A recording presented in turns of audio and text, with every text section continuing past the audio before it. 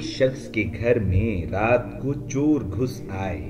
انہوں نے مالک مکان کو دبوچ لیا، اس کا سارا سامان سمیٹ کر لے کر جانے لگے تو جانے سے پہلے انہوں نے چاہا کہ مالک مکان کو قتل کر دیا جائے تاکہ ہماری چوری کا کوئی گواہ موجود نہ ہو۔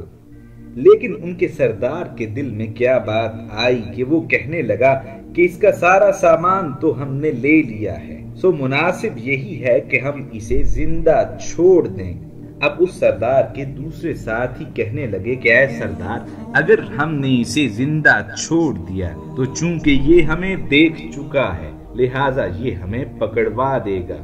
سردار نے کہا کہ قرآن مجید فرقان حمید پر اس سے قسم لو کہ یہ کسی کو نہیں بتائے گا۔ لہٰذا اس مالک مکان کو پکڑ کے لایا گیا اور اس سے یہ قسم لی گئی کہ قرآن پہ ہاتھ رکھ کر کہو کہ میں کسی کو نہیں بتاؤں گا کہ چور کون تھے، اور اگر میں نے کسی کو بتایا کہ چور کون تھے تو میری بیوی کو 3 طلاق۔ اب اس مالک مکان نے جان بچانے کی خاطر یہ قسم کھا لی۔ صبح جب وہ بازار گیا تو دیکھا کہ وہی چور اس کے گھر کا سامان جو کہ رات کو انہوں نے چوری کیا تھا بڑے دھڑلے سے فروخت کر رہے ہیں۔ اب وہ شخص بہت پریشان ہوا۔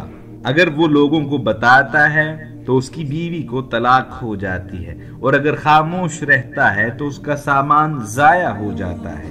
اب وہ عاجز آ کر ایک متقی عالم دین کے پاس پہنچا اور ان سے جا کر کہنے لگا کہ رات کو میرے گھر چور گھس آئے تھے اور انہوں نے مجھے ایسی قسم دی ہے کہ میں ان کا نام ظاہر نہیں کر سکتا، کہ اگر ان کا نام ظاہر کرتا ہوں تو میری بیوی کو طلاق ہو جاتی ہے، اور اگر میں خاموش رہتا ہوں تو میرے گھر کا سارا سامان لٹ رہا ہے، میری آنکھوں کے سامنے فروخت کیا جا رہا ہے۔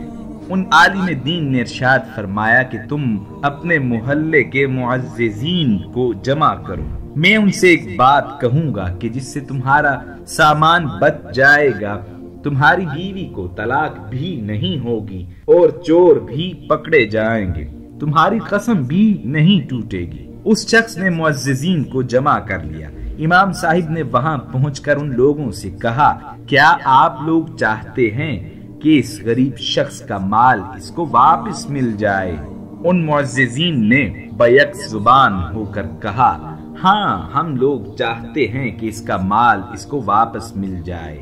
اب ان عالم دین نے، جو کہ اس شہر کے قاضی بھی تھے، انہوں نے حکم جاری کیا کہ اس علاقے کے تمام مرد مسجد میں حاضر ہوں، حتیٰ کہ بازاروں میں بھی کوئی مرد نہ رہے، تمام افراد مسجد میں جمع ہو جائیں۔ جب تمام لوگ بڑی جامع مسجد میں جمع ہوئے تو آپ نے ارشاد فرمایا کہ ترغیب یہ ہے کہ ایک ایک شخص کو مسجد سے باہر نکالا جائے، تم سے پوچھا جائے گا کہ کیا یہی وہ چور ہے کہ جس نے تمہارے گھر چوری کی ہے؟ اگر وہ چور نہ ہوا تو تم انکار کر دینا اور کہنا کہ نہیں، اور اگر وہی چور ہوا تو تم خاموش رہنا، نہ اقرار کرنا نہ انکار کرنا۔